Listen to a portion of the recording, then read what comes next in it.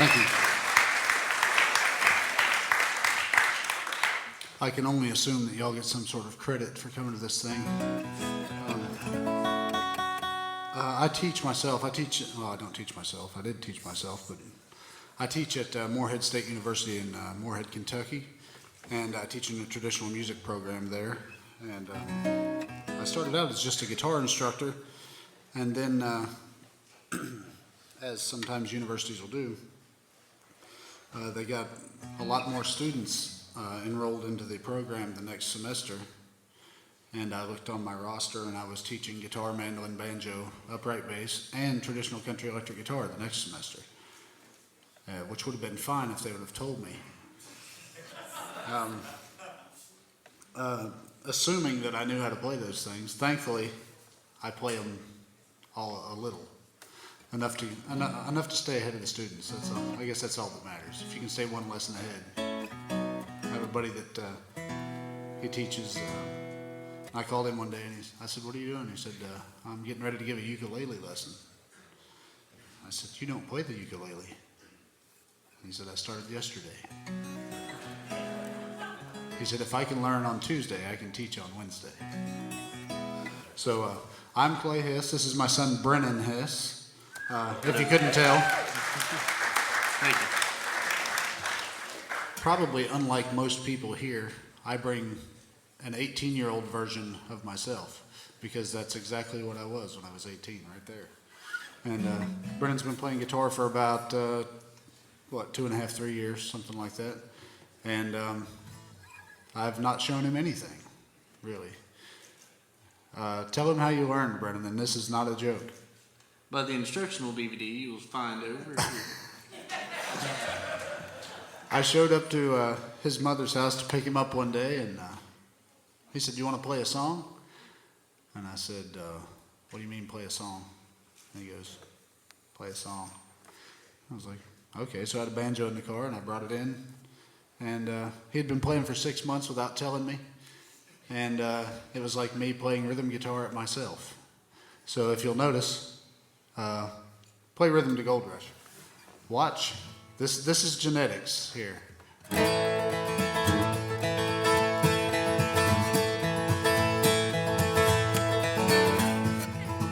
It's scary, actually.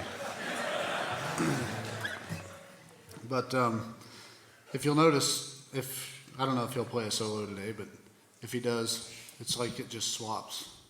You know, it's basically the same thing, flipping back and forth. So I may have to fire him from the band before long. We're going to do some old stuff. I'm from Athens, Ohio originally, which is right down where Kentucky, West Virginia, and Ohio all come together. And had the good fortune to be around a lot of great players that people will never hear of. That's one thing that keeps me grounded in the bluegrass world, like when people say, best flat picker or whatever. There is no best, because I know who I think is the best, and I also know someone that no one will ever hear of that can probably play better than they do. So it's all a big, we're all just a big group of fish waiting for the big shark to come by, and they will show up eventually. We'll do you another one here. Let's see, what do you want to do?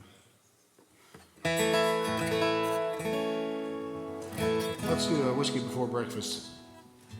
Not a good policy, but it's a pretty decent fiddle tune. I'm sure the writer of this tune practiced that.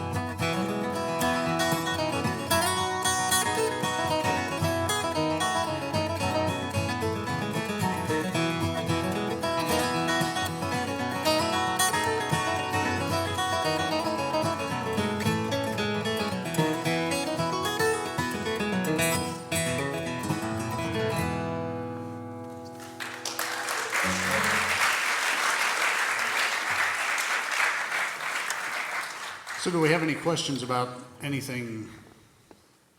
Anything? I didn't think so. There are only, 150 of you in here. Dan.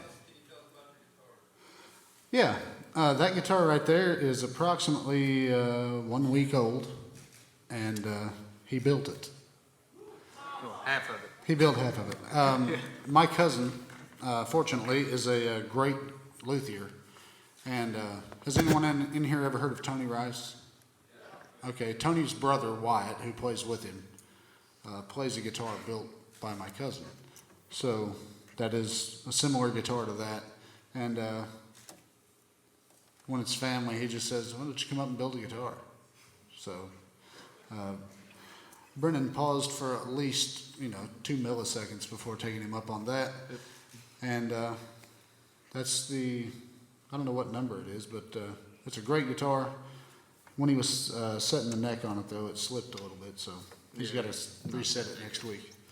But that's one of Brennan's new talents, is guitar building. And this guitar here, this was built by a guy in Cincinnati named Rick Hayes. It's a little more, this one is a little more, it's not muddy, but it's a little darker. This guitar is, it's really, even the low end is really clear on it. And that's what I like about it most, is the clarity. It's a mahogany guitar. It's has a red spruce top, and that's a mahogany guitar with a red spruce top. It's just braced a little differently, and this top on this guitar is about 60 years old. The Martin Guitar Company rejected this top in 1950 because it had too much bear claw in the grain, which everybody wants now. But I guess foresight wasn't their strong suit. So we're going to get Brennan to sing one here for you, and I'm going to switch over. How many of y'all have never seen a banjo in person? That's good, because I didn't want to scare anyone.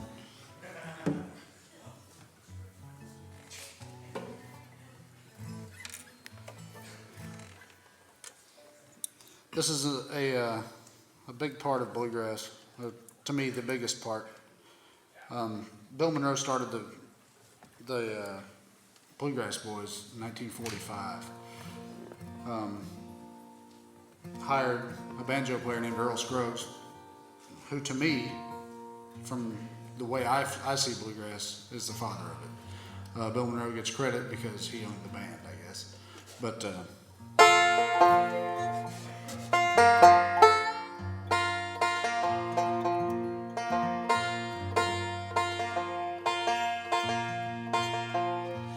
it's the most ill-designed instrument that's ever been. You have very light strings, a floating bridge on an unstable surface. So it may go out of tune, that's all I'm saying. We're going to do you one of the most famous bluegrass songs there is, which was done by Flatt and Scruggs, I think probably in the mid-50s, if I had to guess, I'm not sure. It's called Blue Ridge Cabin Home.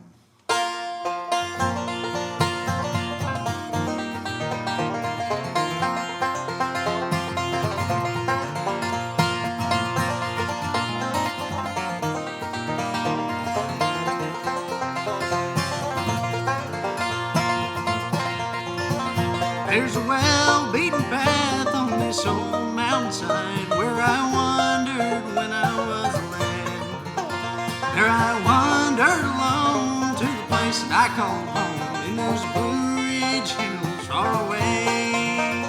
Oh, I love those hills of old Virginia, from those Blue Ridge hills I had to roam. When I die, won't you bury me on the mountain far away to my Blue Ridge mountain home?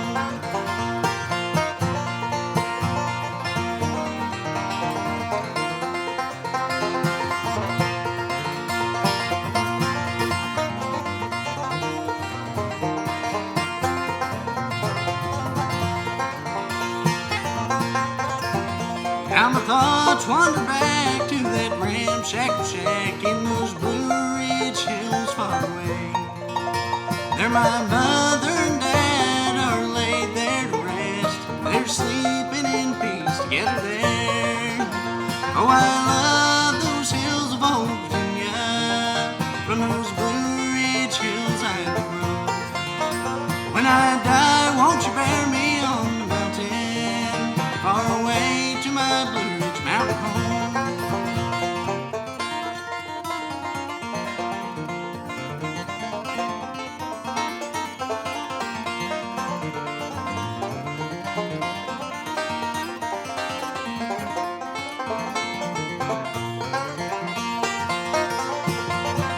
I return to that old cabin home with a sigh. I've been longing for days gone by.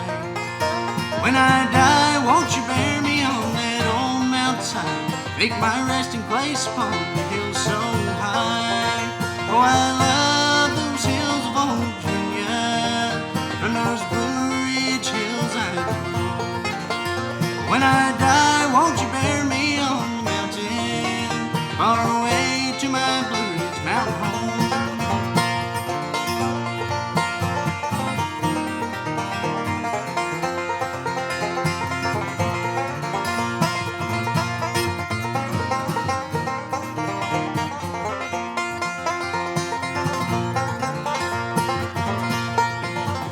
Oh, I love those hills of old Virginia.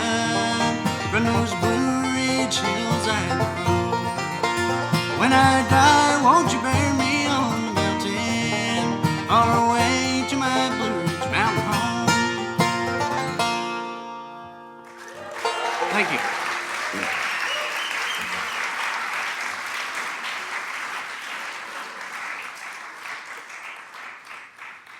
Who knows what this is? Mandolin. Not a ukulele. It's not a little guitar. I saw Alison Krauss on the David Letterman show. And Dan Tominski played mandolin with her that night. He played mandolin on whatever song they were doing. And David Letterman said, "You're a grown man, get a real guitar."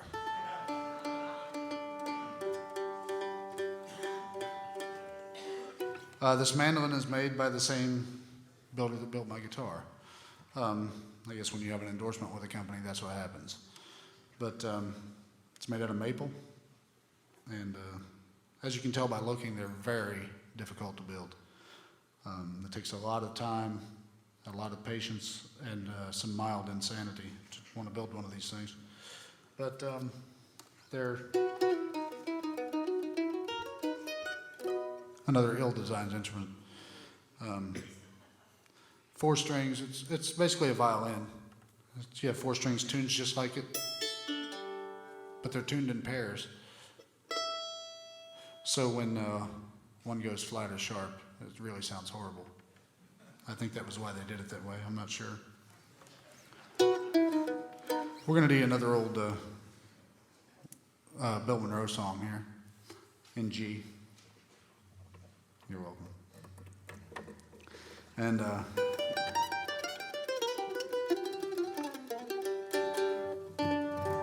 I'm kind of a paradox within myself here. I play flat picking guitar, which is a more modern style of bluegrass, but I really don't like modern bluegrass at all. So my favorite thing is the old bluegrass music from the 40s and 50s. And I would rather not play a guitar solo in a song. I would rather play rhythm guitar than anything, because I can shape a song a lot more playing rhythm than I can playing a solo. You have a solo for maybe 5% of the song. The other 95% I can really work and in the background and shape what's going on with other things, playing chords behind vocals or syncopation behind another soloist. So everyone wants to play solos, but if you have no rhythm to play to, It's not very fun. Or a bad rhythm to play to.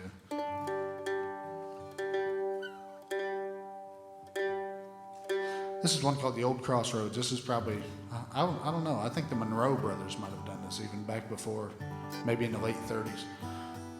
Bill and his brother Charlie got in a fight later over a woman, and Bill tried to kill him, so they broke up.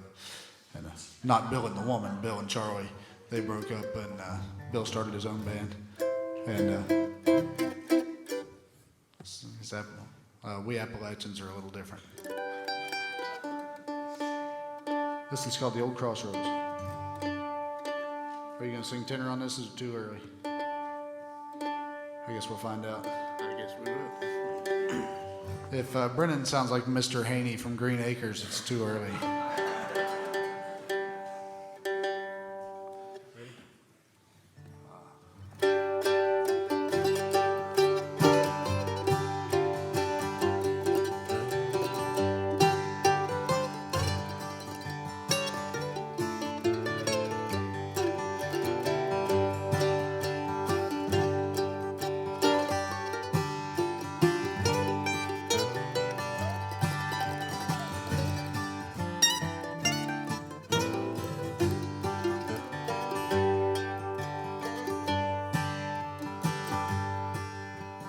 Oh, my brother, take this warning. Don't let old Satan hold your hand, for you'll be lost in sin forever, and you'll not reach the promised land. The old crossroads now is waiting. Which one are you gonna take? One leads down to destruction, the other to the pearly gate.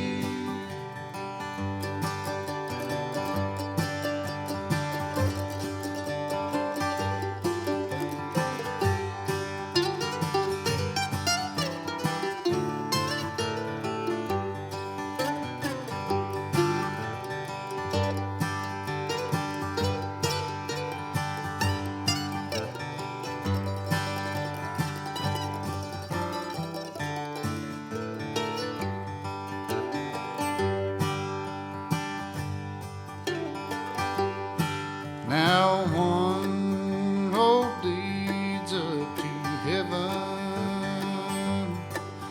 the other goes down below.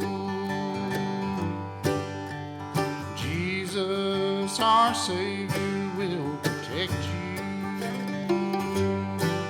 and guide you by the old crossroad. The old crossroads now is waiting. Which one are you gonna take? One leads down to destruction, the other to the pearly gate.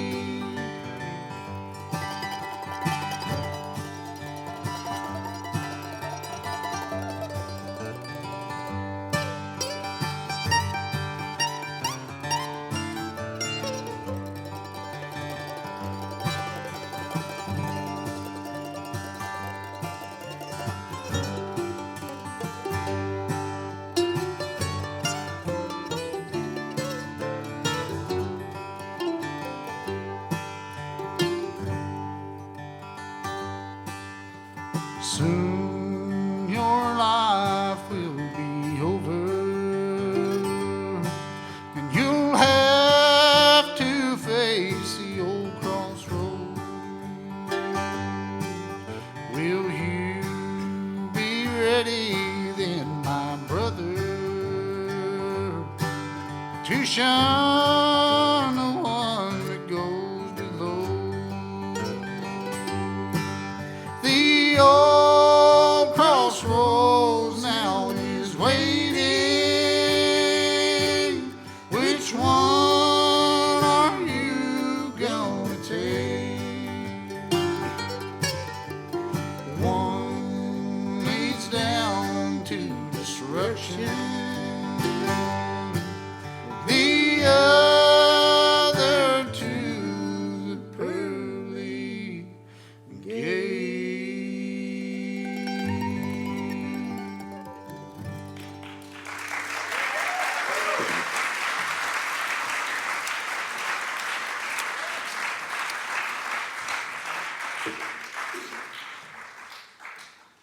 as you can tell, in Bluegrass, there's a huge blues influence.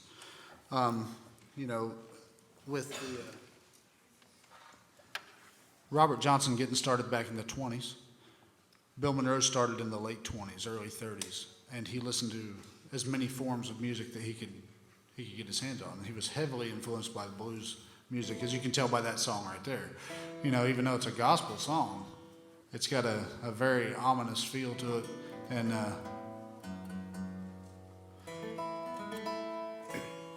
a lot of his songs were stolen from the old blues singers. He did, there's this one. It's in the spring, one sunny day, my good girl left me, she went away. Now she's gone, I don't worry, 'cause I'm sitting on top of the world. That was a blues song back in the 30s. Bill Monroe changed it into, was in the spring, one sunny day, a good girl left me, she went away. Now she's gone, I don't worry, 'cause I'm sitting on top of the world. So, I mean, it's all relative. So, you take that, coupled with the songs that he wrote, he actually, like the slower stuff, really put the blues influence into those and then stole it from the other ones and sped them up. So, and that's how you get labeled a genius. Steal things that nobody really knows what they are at the time, put your own little stamp on them. It's been done by several, is it genii or geniuses? Geniuses.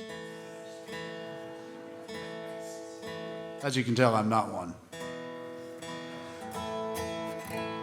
Well, does anyone have any questions? Come on, somebody in here's got to have one. There's one. I've been playing guitar, I hate this question, 32 years. I started when I was 9, I'm 41 now. And I've listened to a lot of different styles of music, and the two styles that I like the best are, oddly enough, bluegrass and western swing. The rhythm lines in that stuff are just amazing.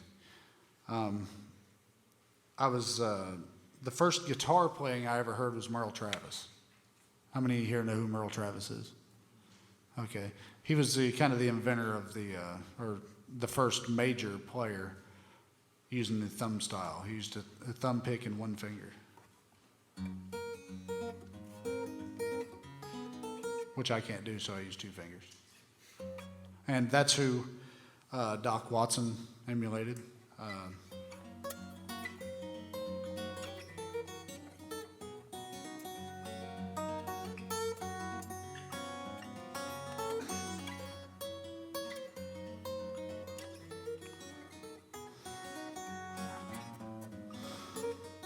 That kind of stuff, which I only know like 2 songs of that, because I got interested in Tony Rice when I was 9, 9, 10. I heard the Manzanita album, which if you don't have, you should get, because it's musically unbelievable. And from the first kickoff,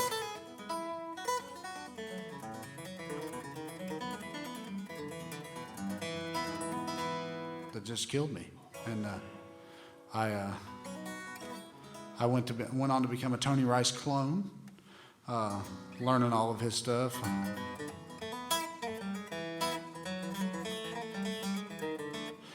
By the time I was 14 or 15, I could play you every solo off of every one of his records.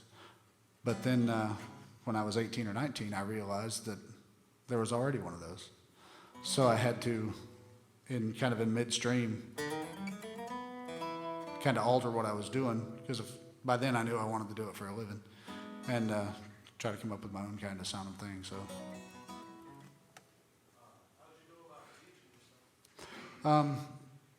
watching.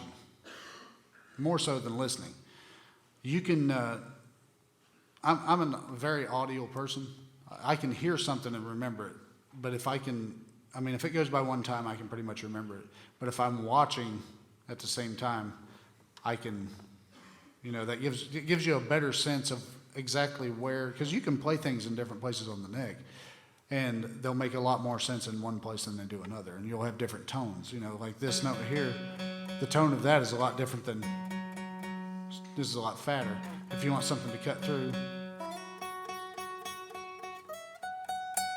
So I would remember it, the music part of it pretty quick, but watching is where I learned shapes, what shapes people were improvising out of. So chord shapes.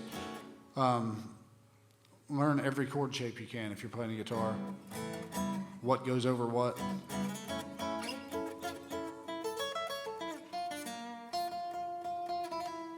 So you got to, and chords can be licks if you just play the notes individually. A 9 chord, you can change into that.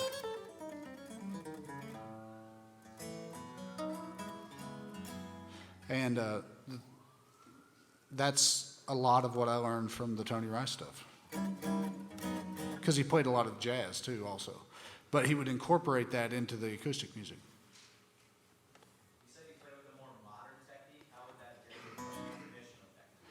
Traditional, not a more modern technique, a more modern sound. There were no guitar solos up until about 1967, 68 in the bluegrass world. So 20-some years.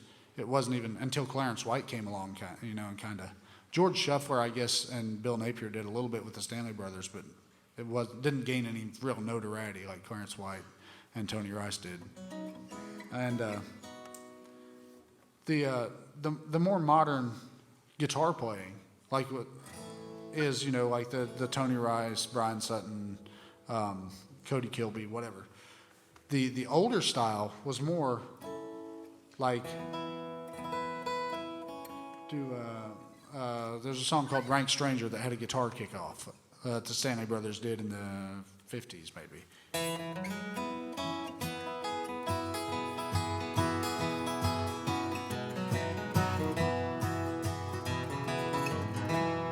That kind of thing. Yeah. Which is called cross-picking. You're playing just the notes of a chord.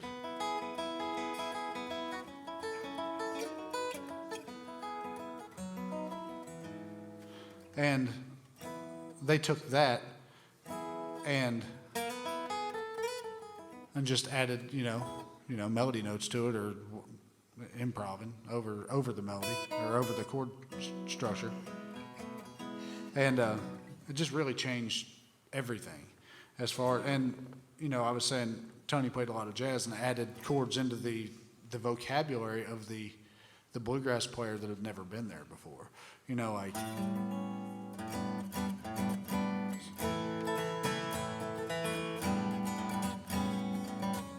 versus playing, it's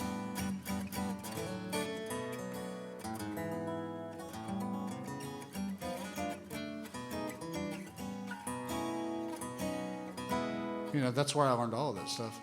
And y'all have it easy. You have the amazing slow downer and CDs that you can, or whatever computer files that you can zero in on one thing and loop it.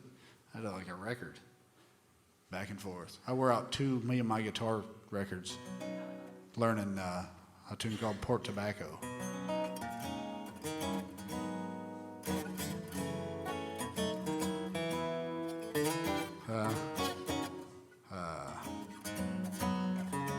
This chord right here,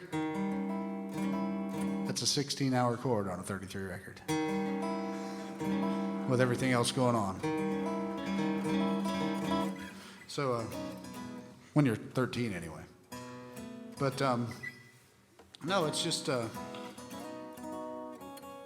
evolution of this music is unbelievable over the last 60 years, because it has gone to, from Bill Monroe to the Newgrass Revival. basically. You know, there's a big difference between Bela Fleck and Earl Scruggs. So,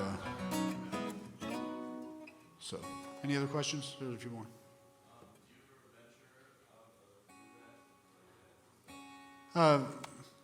Very seldom. You know, every once in a while I'll get in the. I have a friend here in Minneapolis who's a great fiddle player, actually, and he plays a lot of swing stuff. And his name's Tom Schaefer. I say he's a fiddle player. He's actually an anesthesiologist, but he plays the fiddle, and he's really good. I like to call him a fiddle player because then I feel more comfortable talking to him.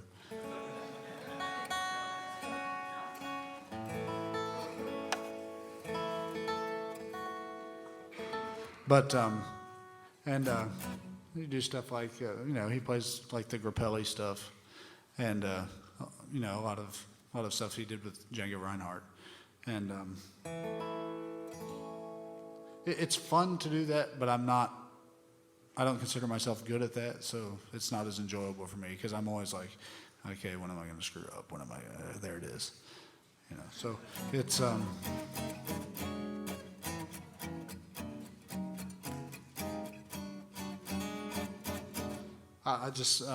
I'm not as comfortable with that, but yeah, I do. I've actually played. Every once in a while, a friend of mine that owns a studio will call me to come in and play a Telecaster, like swingy type thing. Like, does anyone know who Leon Rhodes is? Leon played guitar with Ernest Tubb in the 50s, and he and the steel player named Buddy Charlton were unbelievable swing players. And they did the band actually did a record without Ernest Tubb, as it was a swing record. And it's look him up, because you need to know who Leon Rhodes is if you're a guitar player. There's also a guy in Cincinnati who is the best guitar player in the world that a lot of people haven't heard of. His name is Scotty Anderson. You can like Tommy Emmanuel if you want to, but Scotty Anderson's the man. Look that one up on YouTube, and you'll sit there for 3 or 4 hours, because that's what I did. And then I thought, why do I even play? So, well, do you know that there was another question back here somewhere? Yeah. The biggest show I've played? A show with the Dixie Chicks, probably. 65,000 people. So, which is a lot easier than playing to 7 people, believe it or not, because you just it's just a big blob.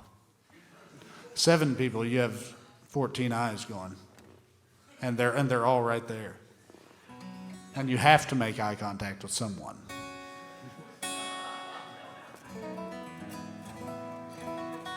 And the people at the Dixie Chicks crowds don't even know what music is, really.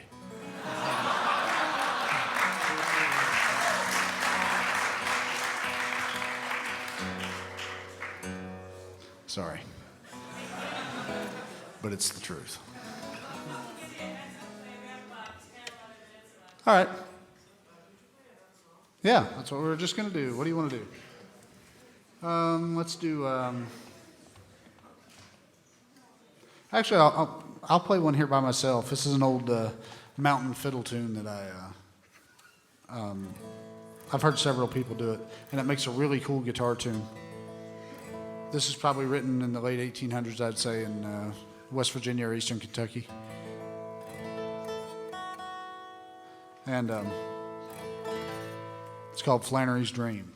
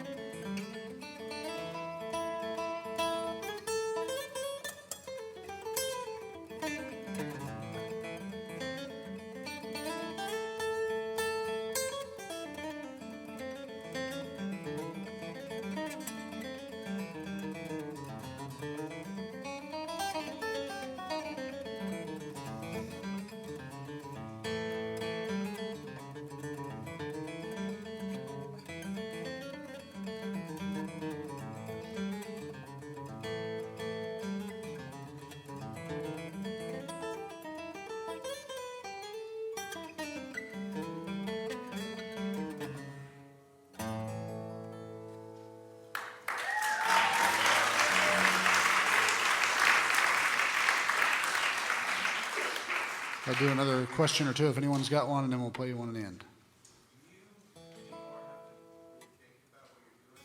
If I think about what I'm doing, I can't do anything. That's why you'll see me if watching what I'm doing, and then I have to go, because I start watching, and then the thought process usually messes music up. The soul feel in it, anyway. You can play thinking, but where there's thinking involved, there's usually not much feeling involved. So we're going to play you one more tune here, and this is one I recorded about 10 or 12 years ago, and it's really fast, and hopefully I can play it. Hopefully I can play it. Hopefully he can play it. It's called Daybreak in Dixie, and this is a tune that one of those guys I was talking about, one of the old guys, Bill Napier. He was a guitar and mandolin player. He wrote this tune when he played with the Stanley Brothers. Thanks for coming out, and we'll do this tune for you. Ready?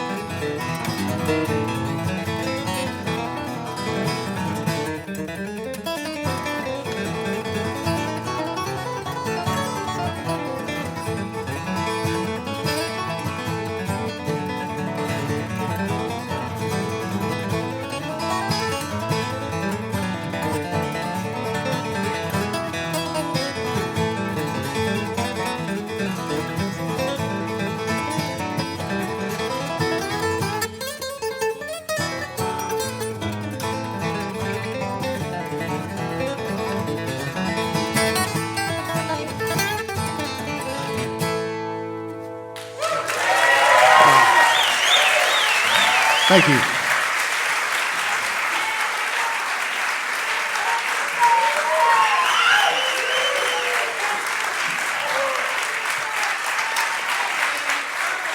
Thank you.